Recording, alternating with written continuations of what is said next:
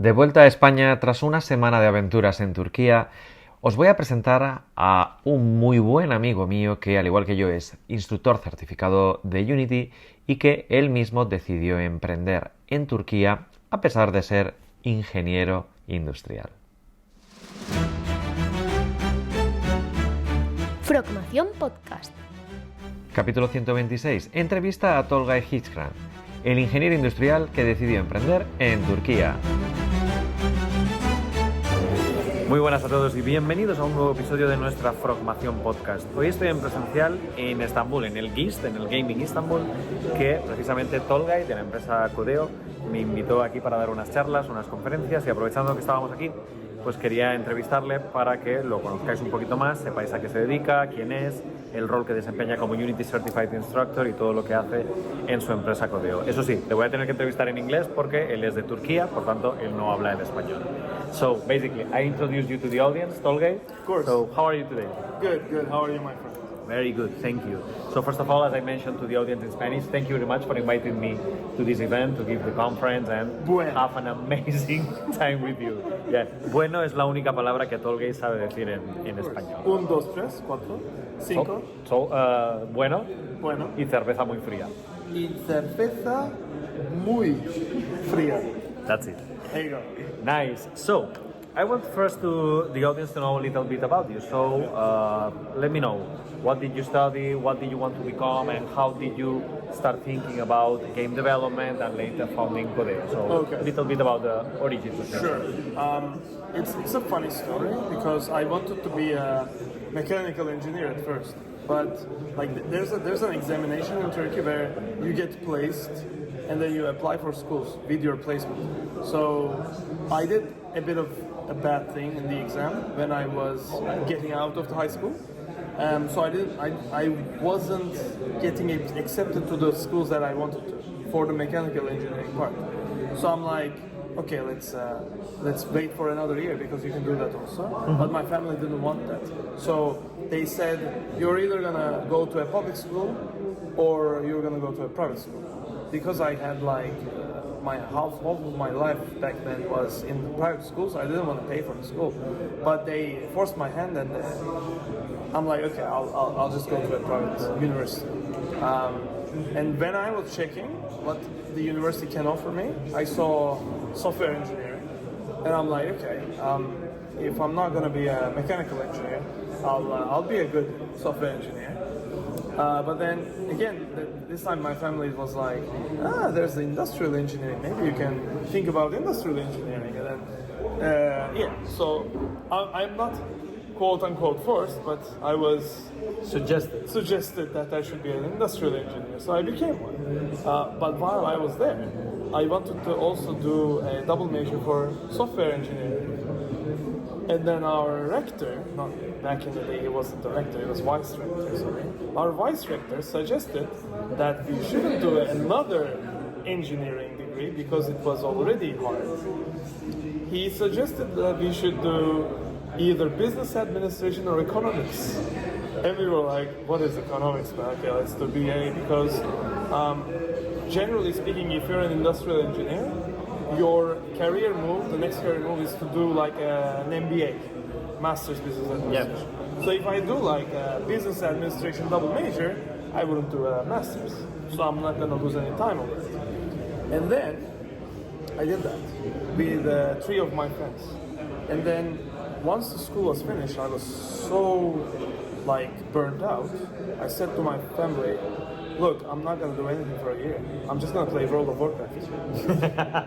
Which I did. Literally. Yeah, literally. My entire day, I was just playing World of Warcraft. I was raid leading. I had a guild, 25 men. It was an international one. Half of the guild was from Scotland. Okay. A couple of people from Nordic countries and a couple of people from Turkey. Okay.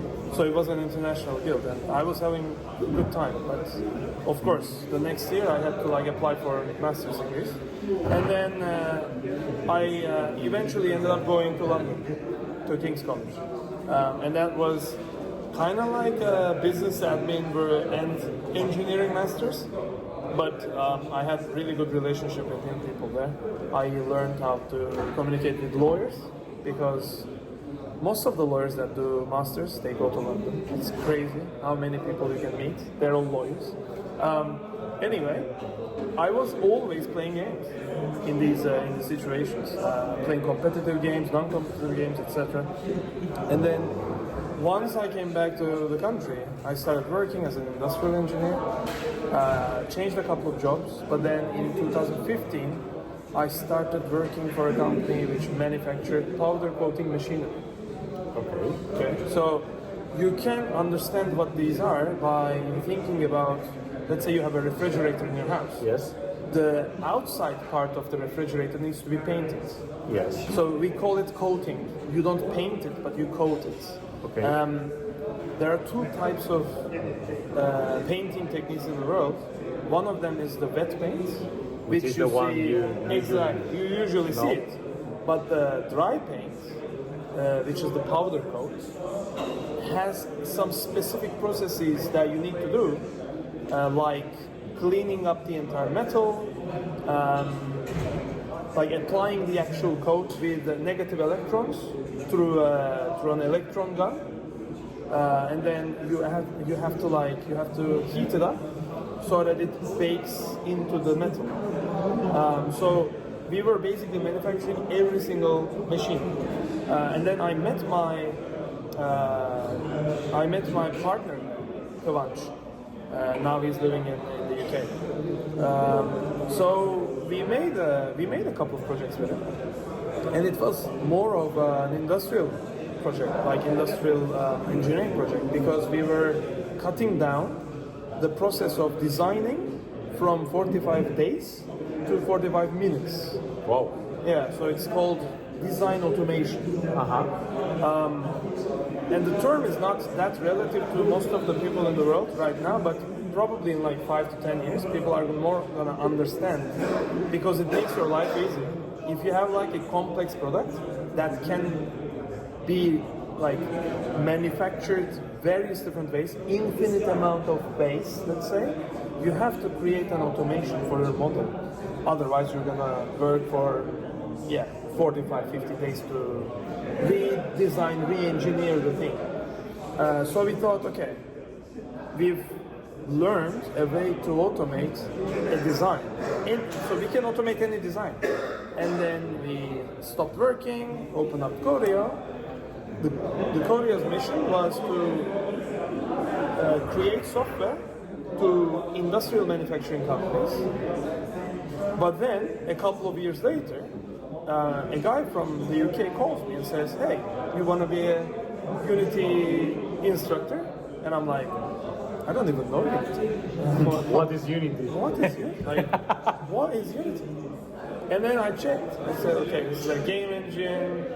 And then after like considering this, I called this guy back and said, okay, but we would be willing, but we don't know anything about this software. How are we going to learn? He said, don't worry, we are going to give you some means to learn. Okay? I think I had like 1.5 years to learn the basics and some intermediate things around. Just because me and my partner were also Autodesk certified instructors, they told me, because you are Autodesk certified already, it would be easier for you to get a Unity certification because you're already an instructor. That was the plan back then. So after I started learning Unity, I started actually understanding about real-time 3D.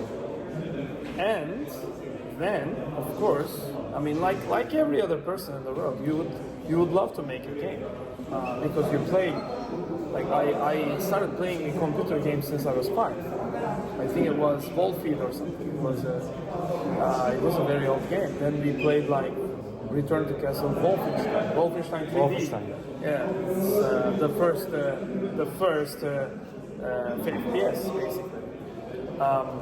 So I'm like 37 now, so 32 years of playing games. I still play World of Warcraft and EAFC, League of Legends as well. So when I met with Unity and after like working with the tool, immediately some stuff came to my mind. Said this technology can be used by manufacturers and industrial manufacturers all over the world, and I started like understanding the entire structure of a CAD model versus a mesh model. So I had to have some comparisons between rendering a CAD model between like a mesh model, because this was pretty much a barrier. It still is, by the way, for manufacturers for their showcase material. Generally, a manufacturer is limited with their limited knowledge about real-time 3D. They tend to create, for example, brochures. They're 2D, they might be rendered, but they're static. So I'm like, this is not a problem for a game developer. A game developer can make a game out of the models from an industrial point of view, but it should be, of course, game ready. So with this in mind, because we're working with Autodesk for a long time, we started creating some like small projects to get the CAD models into Unity. And now, of course, our projects are used by our customers, and generally speaking, most of them use CAD models. And then, of course, while we were working with Unity, we started working as a reseller as well. And by the time we started working as a reseller, of course, then because I got the certified instructor badge, we were doing instructions all over the world, basically from our houses. You also do a lot of training. So now, like, I do training. I do train the tool. I can't say I'm a game developer, but I can say that I'm a proficient Unity tool user, like an engine-wise. Because game dev is something else. Like when you are giving feedback to the people inside the guest, you always check like if there's a discrepancy about the level design, for example. I generally take a look at the visuals, the art style, or the post processing, because everyone reflections, everything that makes the game look gorgeous. Exactly. So I can say I'm a better like engine user, let's say, rather than a game dev. But eventually, we have to start working together with the industry side and the game development side together, because both sides has a ton of things to learn from each other. Industrial designers, like any equipment manufacturer in the world, knows how to create the detailed instructions, manuals, guides, and documentation. And this is like a standard. If you're a good manufacturer, if you go to a good manufacturer, you're gonna learn how to design, how to assemble, how to use an item, how to preserve the item, and how to dispose the item when it ends. But in game dev, I don't see that much documentation going on, because people are a bit lazy about documentation. But in the manufacturing side, they don't know anything about real-time 3D. And of course, game dev is all about, some of them at least, all about real-time 3D or 2D. So yeah, this is like the entry point of me going into the game development scene. Very interesting your evolution. What do you think you can tell to the audience that want to get into gaming world? Should they learn Unity? It's probably best that they learn Autodesk, Maya, 3ds Max, Blender. Should they learn how to code? What even advices you can give them? The biggest advice I give to everyone is, first off, whatever your main profession is, keep it. If you're a lawyer, be a lawyer. If you're an architect, be an architect. If you're a software engineer, be a software engineer. This is your baseline. If you want to be a game dev, and you want to like just plainly create a game, think about this. There is a ton of people that does the exact same thing. But if you think you can add value from your profession into game development or gamified experiences, use this as to your advantage. I am an industrial engineer, and like it was so natural for me to get into optimization because optimization is our bread and butter. I have to do a lot of optimization, and I don't need to check.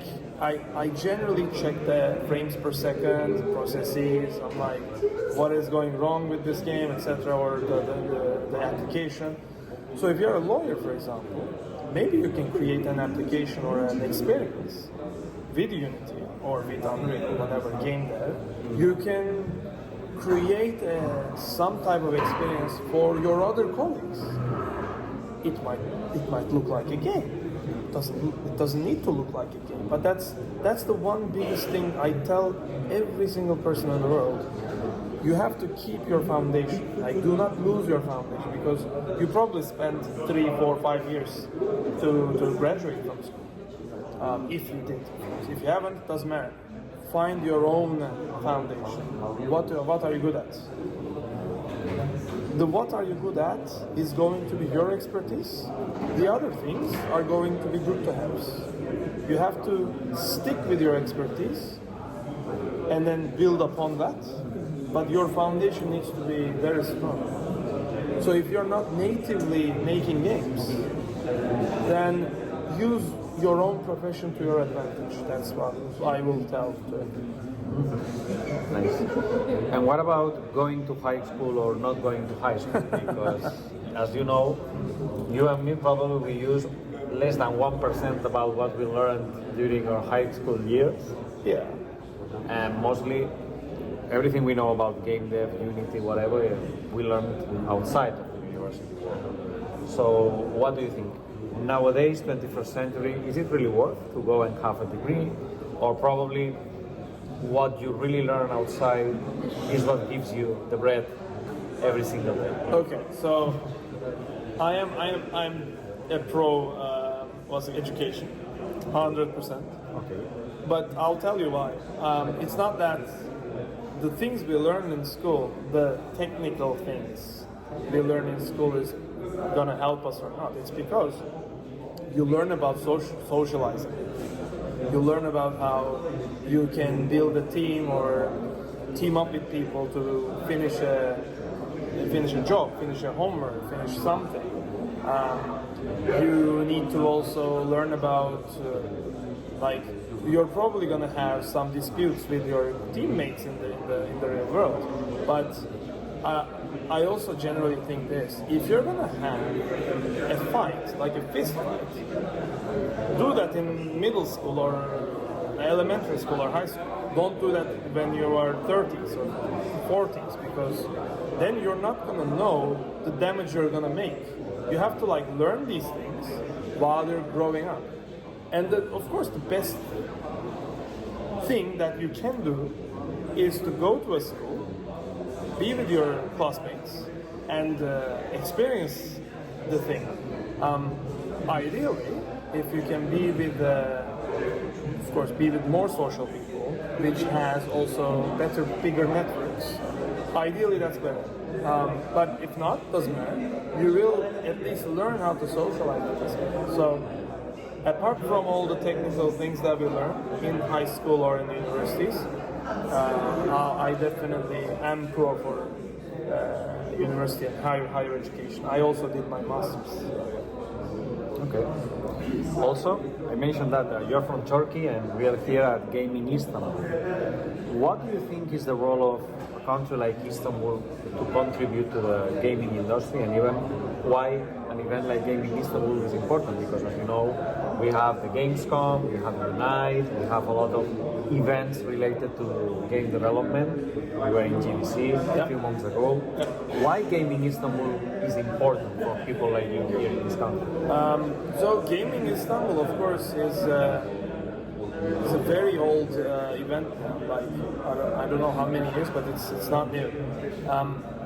over the years, we've been, like the past 3 years, we've been sponsoring events, and we can literally see the difference from the indies, especially, that the game developers who stick with the profession are becoming better and better exponentially. It's not like a linear development that they're doing. And every single year, it is like, first of all, it's really hard for you to create time to test a lot of games together to see where you are. So if you're an indie dev, you come here and you play your others games, and then you can literally start learning mechanics or I don't know, graphics or something from the other developers. That's one thing to consider. The other thing is that, of course, there's like every year the games that come to the indie booth, they get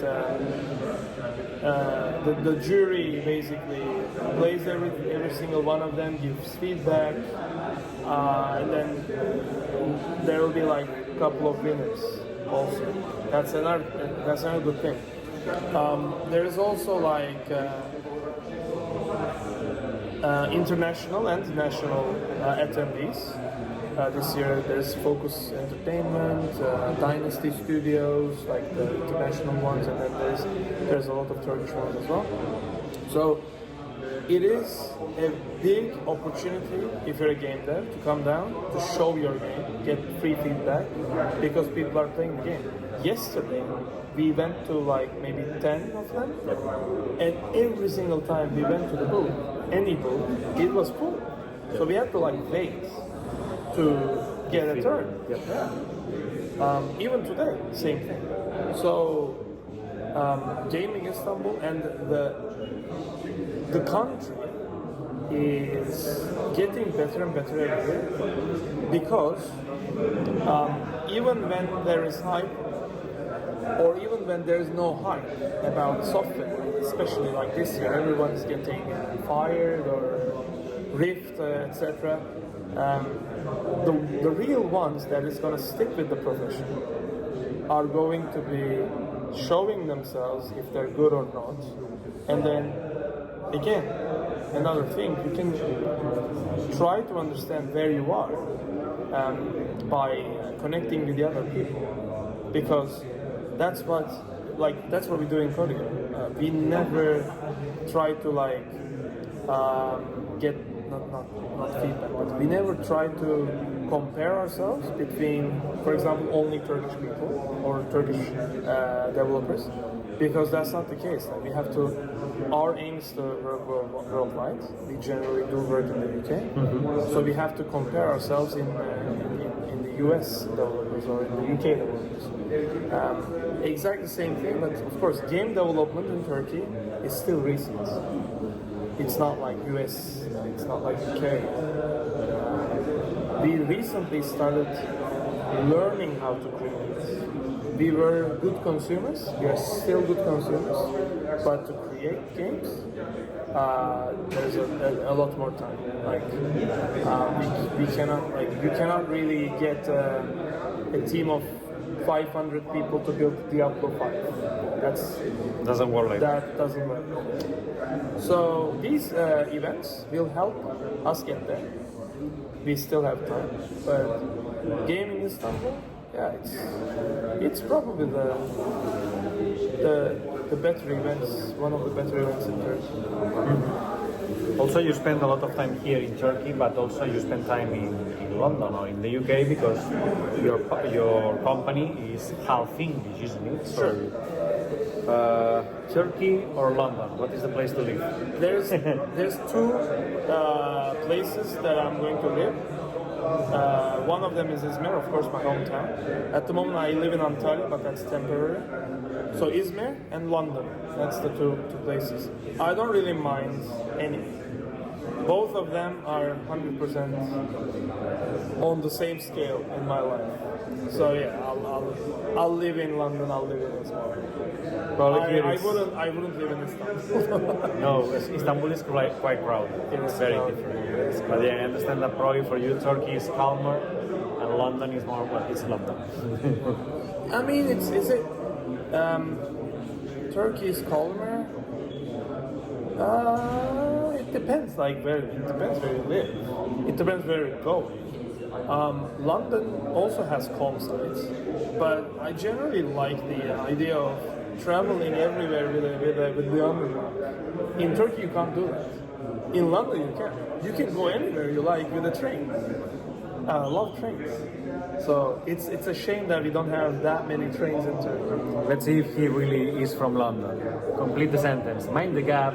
Between the train and the platform. Yeah, of course. Yeah, for people that is hesitating about coming to Turkey, because there's a lot of people that is afraid of security or afraid of scam, even to be scammed in the street, whatever, and that when they think about Turkey, they think about exotic, they think about hair transplant, of course, I'm an example, or they think about camels and flying carpets. We don't have camels. No, I know. What would you tell them? Sure. First of all, amazing food. It is.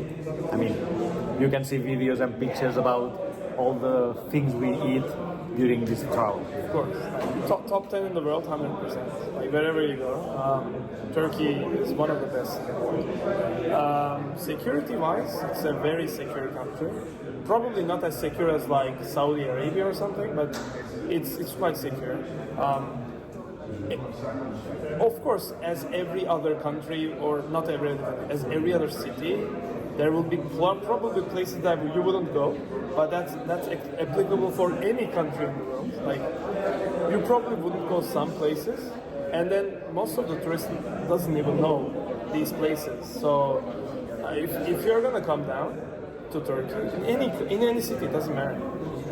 You're 99.9 times secure. Like, no one is gonna do anything to you. Scam artists, I mean, they're everywhere.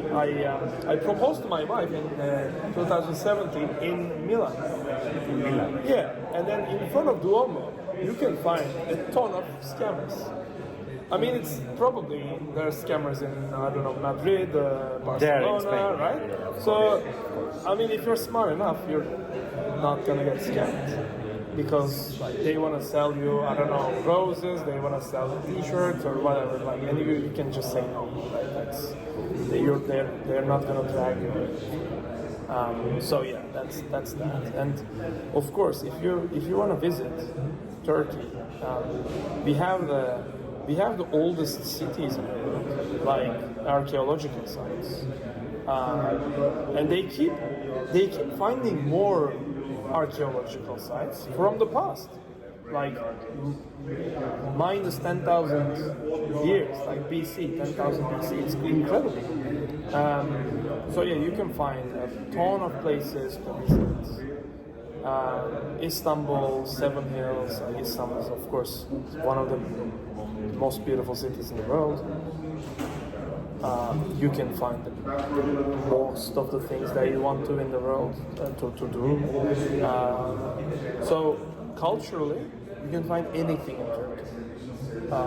Any culture, any civilization, because Istanbul has also architecture from Italy, Italian, UK, French architecture, Spanish architecture. You can find a lot of influence from the Byzantine Empire. There you go, of course, because this was once a Roman Empire, then Ottoman Empire, now it's Turkish Republic. So yeah, you can find influence from the old civilizations.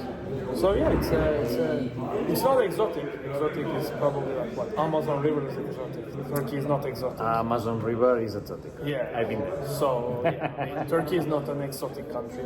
It's a Mediterranean country, you could say. If you go to north, it's more of a what's it called? It's more traditional, and then it's more rainy. In the south side, it's more Mediterranean. It's hot. lots of nice beaches, blue flag beaches, totally like clean. In the western side, of course, you can find a lot of cities that are like really mixed with Balkans and like Greek, Bulgarian, Italian, French. Very Influence. European influence. Izmir is, of course, one of them, which is my home city. My great-grandfather came from Crete, for example.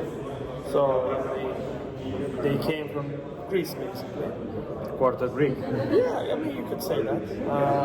But yeah, so you can find anything in Turkey, and it's quite safe. You don't have to worry about your safety.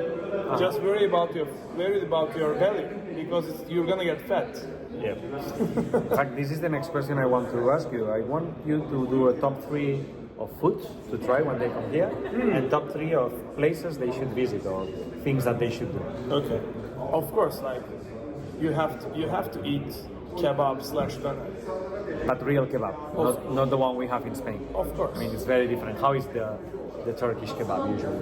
Yeah, I mean, it's like you can find various different kebab types from different cities that we have. You are gonna see names of cities in front of the kebab. So it's like Adana kebab is like from Adana, the city. Urfa kebab is from Urfa. Tekirdağ kebab, Manisa kebab. So it's like from cities, because every city has its own flavor or own way to cook. Yeah. So for instance, the one we've got in Europe is the Iskender kebab, isn't it? More or less. The Iskender is like it's the doner, but then they put sauce, tomato sauce, and yogurt. Okay. So that's Iskender, which you can translate like Alexander. Okay. Alexander is Iskender. So it's the origination is Bursa. The city Bursa. That's the Iskender kebab origination. There's an Iskender kebab saloon. Okay. That's the original area. I actually went and ate there as well. It's beautiful. So kebab is, of course. That's first. I also love stuffed wine leaves. So these are grape leaves. Yes. And then you fill it with rice. Some people use minced meat. I dislike the minced meat ones. Some people just use rice and a couple of other stuff like maybe peanuts, etc. But I just use plain. So rice, grape leaf, and then olive oil. You cook this, amazing white grape wine leaves, amazing dish. I think I have not tried this one. You should. I haven't. And it's my third time. You can eat this forever, basically. Yeah, and sounds healthy. It's easily, of course, it's easily the second best. Maybe it's even the best. But of course, kebab is very good. Classical one. Yeah. So stuffed vine leaves, definitely up there. Okay, what about the third one? The third one is probably something like, for me, it's very traditional again. How do we call this? It's rice and I don't remember how we call it in English. Fasulia. You can say the name in Yeah, it's fasulia, of course. Okay. Let me check. Let me check the. I will add on top of that baklavas for me. Oh, of course. For me, baklavas is the but perfect dessert. But it's a dessert. It's not a dish. Of course. Top 3 food. If yeah, of course, yeah. If you are going there, yeah, baklava, of course. Just go with baklava. But I would prefer baklava pistachio. Yes, because they're pistachio nuts. Yeah, you can go with walnuts. Walnut. Yeah, but go with the Pistachio. because most of the people They're drier, but they are more intense. Yeah, most of the people do not know this. Pistachio only grows in certain areas in Turkey and in Syria. There isn't any other place that can grow pistachio. So the entire pistachio Comes from here. comes from Turkey. Yeah. So most people do not know this. You know that in Mallorca we have a lot of figs, Yeah. but this year, due to the rains and all that stuff, there's figs nowhere. Oh wow. So everything we eat comes from here as well. Really? Figs come from Turkey. Yeah, I mean, we have really good figs as well. Yeah, we do have good This figs. is the one thing I missed this summer, because this summer there has been no figs in Mallorca. Yeah, I mean, it's the figs grow nearby to Izmir in a city called Aydın. So the climate is, let's say, it's a bit more mild than probably Mallorca, because Mallorca is pretty much hot, right? So Aydın is a bit mild. That's probably why also it grows easily. But yeah, figs is a good export for Turkey as well. Okay. And what about the top 3 of places people should visit? It's no doubt you have to say Istanbul. Istanbul, it has Hagia Sophia, it has the insane. Bosphorus, it has the Grand Bazaar, classical places. It's an insane place, man. Before you die, you have to see that those type of places. Istanbul. And also, it's the only city that has part in Europe and part in Asia. It is the only city in the world that is part for 2 different continents. It's insane. That's why I'm saying it's insane. It's so unique. So yeah, Istanbul, 20 million people. It's like a country. So what next? Of course, Izmir is my home city. It's an amazing city. Lots to look at. Ephesus is there. Ephesus is the most visited like archaeological site in Turkey. Most of the cruises come to some place called Kuşadası, to near Ephesus, and then they just visit Ephesus, and then they visit St. Mary's. There's a shrine for St. Mary's, and then go back. They just, like, some Catholic people and some Protestant people just come, pray, visit the city, and then go back. That's a place that like 100% needs to be seen. And then the third one is Antalya, because you can have a really good, like, all-inclusive holiday. Amazing beaches, and then Antalya has the most amount of old Greek cities that you can visit, archaeological sites. Perge, Phaselis, Olympos. There's like a ton of places that you can go, and yeah, it's all there. These are like 2,000-year-old cities, 3,000-year-old cities, and you can visit them. It's crazy. Yeah. Also, a lot of people recommend me to visit Cappadocia. Of course. What's there? Yeah, Cappadocia is what is it called? There's like a rock structure that over time with the winds that they formed. We call it peribacalı. It's like it's an erosion rock it's been erosion. Yeah, but they look amazing, of course, and it's like a valley. That's like a closed valley. So you have to go down.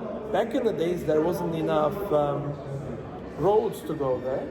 There was like 1,000 steps to go down to visit them. Now it's like, I think, a bit easier to go. But the nice thing about Cappadocia is it's one of the oldest civilizations again. Nearby, you can find in a place called Avanos, you can find subterranean cities, like 7-8 stories. And this was, in written history, one of the first air-conditioned systems that they created with clay. With clay? Clay.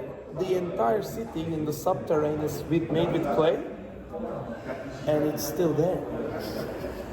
Wow. It's still there. You can go down like 4 or 5 stories, and then the rest, they don't allow you to go down because the oxygen levels go down a bit. But for the 4 or 5 stories, you go down, it's perfectly ventilated. Like pure clay aircon. There's no machinery. This is like Natural. 2,000 years old to 1,000 years old. So yeah, Cappadocia is also a crazy place. Yeah, no, I haven't been there, but every time I come here, everybody tells me you need to visit Cappadocia. Of course. Now I know why. You can also take a balloon ride. Balloon ride. Yeah, and then you can see the entire valley on a balloon, because like they go, I think, early in the morning, so you can see all the balloons, like 40, 50 balloons in the air. So you can watch the valley from a balloon. Wow. So it's not really an exotic country, or they imagine usually people from Europe have about Turkey. Yeah, I mean, it's if you came before, you know who lives in Turkey. Yeah. But of course, if you haven't, and if you're watching only US television, maybe you think Turkey is like a Middle Eastern country, but we're not. Yeah, in fact, what I was going to tell you, when we think about Turkey, we think about these big muscle guys that appear on the soap operas, very fit, very strong.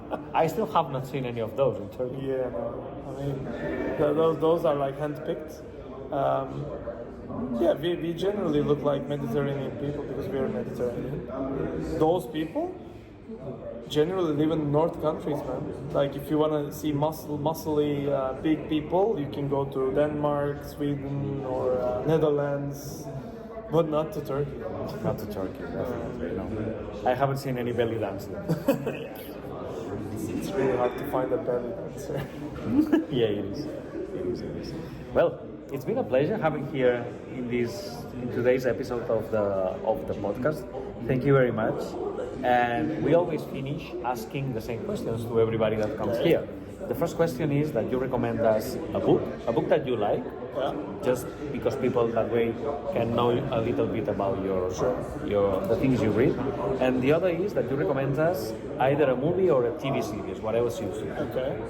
Angels and Demons. Angels and Demons from Dan Brown. Dan Brown. Yeah. Why? He explains a character that wants to like get the esoteric knowledge from the religious side of things and with the actual like hard science together, which I think should be done eventually to make a second renaissance in the world, because I think we have to do a secondary renaissance. Like the first one was 500 years ago. Mm-hmm. So that those type of people might bring a dimensional shifts in the world. That's why it's a great book. In fact, it's the continuation of the Da Vinci's Code, isn't it? Exactly. Yeah. But Angels and Demons is a much better book. It's a better. Yeah. You don't have to like think about it. It's the best book. What else? So the TV series or a movie? TV series or a movie? I mean anything that Nolan made. But let's go with Inception. Inception. Yeah. Very mental movie. I probably watched it 10 times, and every single time you can learn, Discover something new. Exactly. And then I think over the years, after you realize some new stuff in the world, you start realizing more stuff that he like thoughtfully put into the movie. And yeah, he works with very, very well made people, I guess, because I have my spiritual side as well, and then the way that he puts everything into the movie is, of course, it's great. So yeah. Yeah, in fact, I usually compare this type of movies with The Matrix, the original one. Yeah. It's a movie that probably I've seen 20 times or more, and every time I see that, I discover a new depth in the movie, because there is so many dimensions over there to explore that is amazing. Yeah. Yeah. So Tolgay, thank you very much for having joined me in today's episode of the podcast. Gracias a todos vosotros, espero que os haya gustado el episodio. Ya sabéis que es en inglés, por tanto tendréis que acudir probablemente a los subtítulos que YouTube os pondrá por aquí abajo. Y bueno, es un formato que hemos estrenado recientemente y que si os gusta, dejaros el comentario para así poder seguir haciendo este tipo de iniciativas cada vez que viaje a un sitio, como en este caso ha sido el Gaming Istanbul de aquí de Turquía. So, thank you very much, Tolgay, and if you wanna say goodbye to the audience, the last words are absolutely yours. Go ahead. Take care, guys, but don't forget to come to Turkey because I am coming to Barcelona. Yep. La semana que viene estará en Barcelona en la Unite, así que bueno, se vendrá a pagarme la visita que le he pagado yo esta semana en el Gaming Istanbul. Así que hasta la semana que viene. ¡Hasta luego! Hasta luego. Si te gusta Frogmación Podcast, síguenos en redes sociales, a través de Facebook, Twitter, Instagram o nuestro canal de YouTube. Y consulta todos nuestros cursos o suscríbete a nuestra newsletter en la web froggamesformacion.com.